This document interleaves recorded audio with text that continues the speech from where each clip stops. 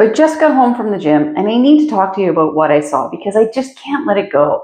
The majority of the people in the gym today were scrolling on their phones while using the equipment, not glancing at a screen to change a song, literally scrolling, watching reels, sitting on the leg press between sets for 5, 6, 7 minutes, staring at a phone while other people are just standing there waiting.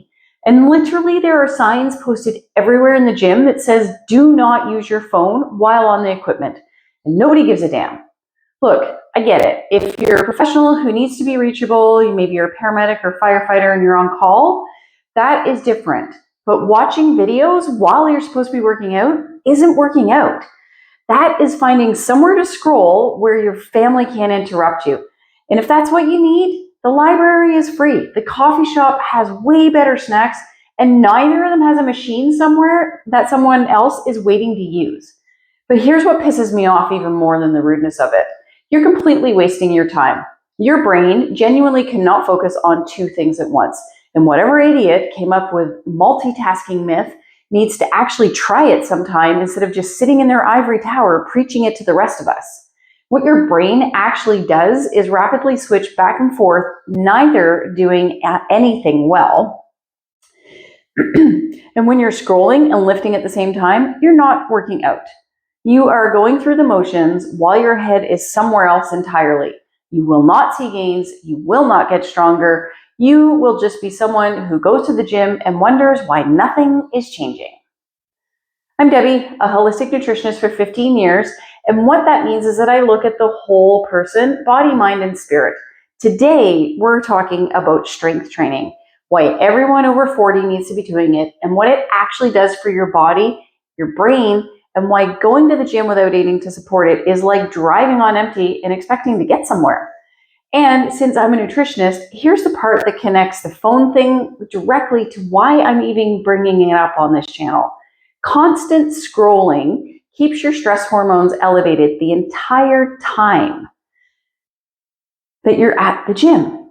And elevated stress hormones are directly linked to fat storage, especially around the midsection, the belly fat that most of us are going to the gym specifically to deal with. So this isn't just a gym etiquette issue. It is literally working against the reason why you showed up today. Put the damn phone in your bag and actually get something out of the time that you're already spending there. So let's go. Here is the inconvenient truth. We start losing muscle every single year after 40, not just by the decade, every year. And if we're not actively doing something to counter that, we are going to feel it. Not in the mirror.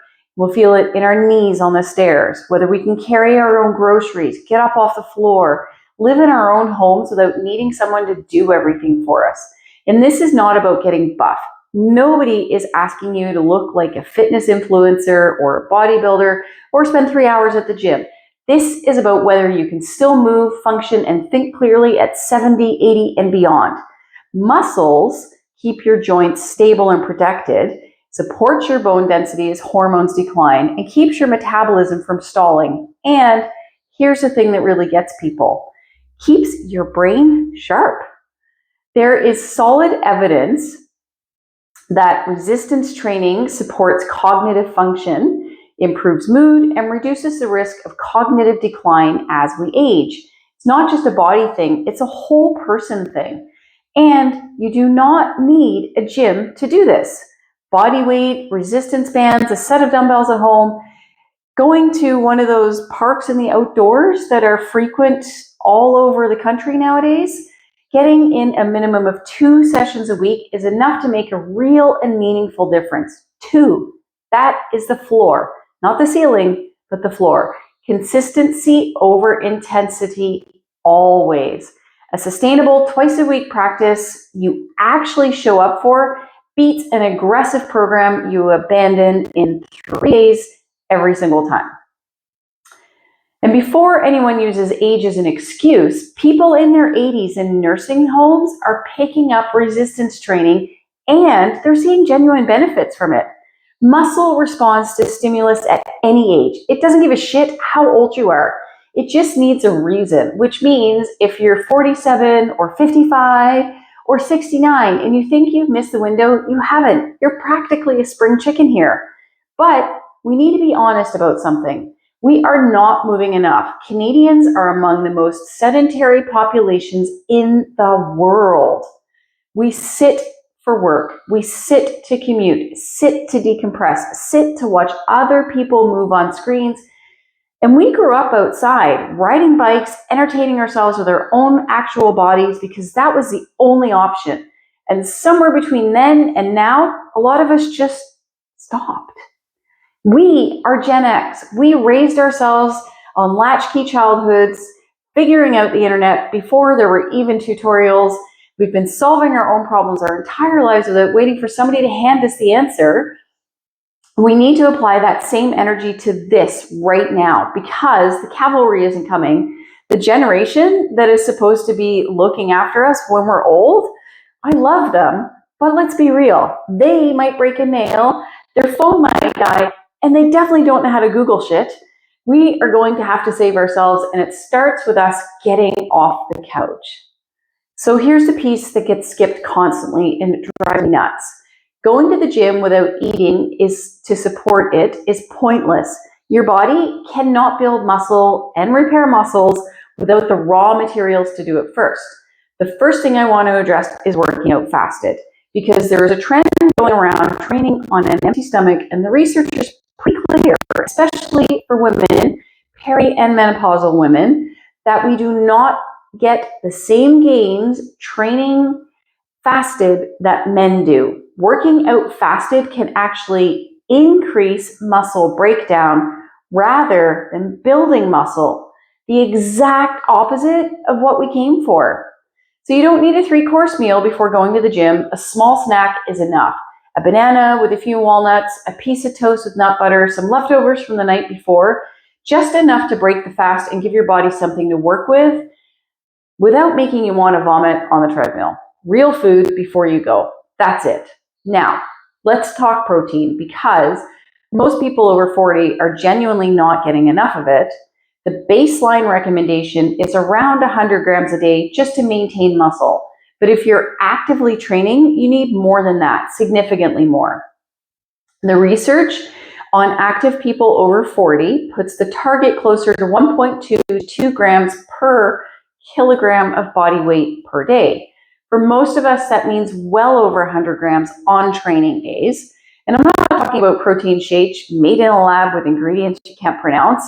Real food, beans, lentils, tofu, hemp hearts, eggs, fish, Greek yogurt, cottage cheese, meat if that's your thing. Protein in your body that your body will actually recognize, spread throughout the day, and not crammed into one meal. So we're talking an average of about 30 grams of protein per meal. And if you're snacking, then break that down even lower. And fiber. Fiber matters here too, and people forget about it entirely. This is what keeps you full, feeds your gut bacteria, supports digestion, and comes packaged in the same whole foods that are giving you everything else. Fruits and vegetables also keep you hydrated. And speaking of hydration and recovery, watermelon deserves a special mention here. It is 92% water, packed with electrolytes, and contains an amino acid called L-citrulline that has solid research behind it for reducing muscle soreness and speeding up recovery after a workout. A few slices of watermelon post-workout is genuinely better than any of the post-recovery crappy drinks out there that you can have. Real food, doing real work. And eating enough overall. Under-eating while training is one of the most counterproductive things you can do. Your body will protect fat stores and break down muscle instead. Whole food carbs for energy, protein for muscles, fat for hormones and satiety, all three every meal. And that is the whole damn strategy. The people who are moving well, thinking clearly, and living independently in their 70s, 80s, and beyond, they didn't get there by accident. They built the foundation early, they kept moving, and they ate to support their bodies. They didn't wait for someone to tell them it was important. They just fucking did it. We are Gen X. We don't wait for permission. We have been figuring shit out for ourselves our entire lives, and this is just the next thing on the list. So get to the gym or pick up something heavy at home, minimum twice a week, put your damn phone in the bag, eat real food, and enough of it. The world, it still needs us. Apparently, we're the only ones who know how to Google. So subscribe for more No BS nutrition advice, and I'll see you in the next one.